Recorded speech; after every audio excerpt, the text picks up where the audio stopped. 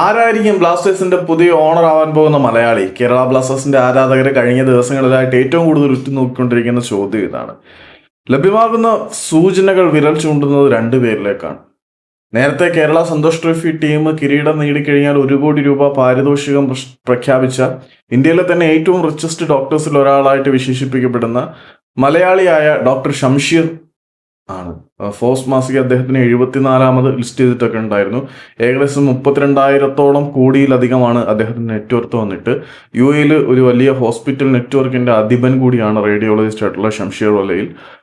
ഷംഷീറിനെ കൂടാതെ മറ്റൊരു ആളിലേക്ക് കൂടി ചില സൂചനകളുണ്ട്. അത് ഓപ്പണായിട്ട് പറയുന്നത് ശരിയാണോ എന്ന് അറിയത്തില്ല, എന്നാലും വിത്ത് ഓൾ ഡ്യൂ റെസ്പെക്ട് എനിക്ക് കുറച്ച് നാൾ മുമ്പ് കിട്ടിയ ചില സൂചനകളുടെ അടിസ്ഥാനത്തിൽ പറയുന്നതാണ്.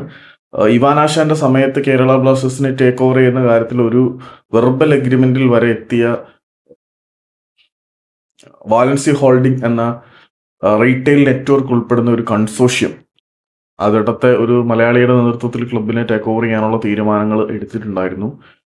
ആളുടെ പേര് റാഡോപോൾ സംതിങ് ആണെന്നാണ് ഞാൻ ഓർക്കുന്നത്.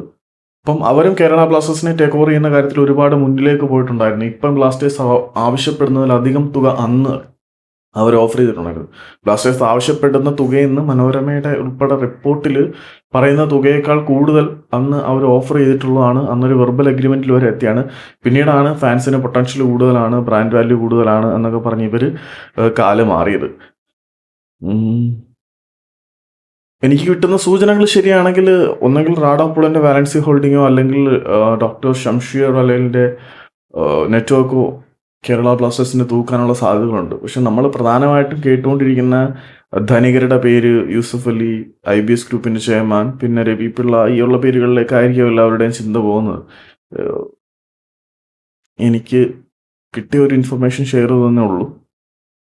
സത്യമാണോന്നൊന്നുമില്ല. Thank U.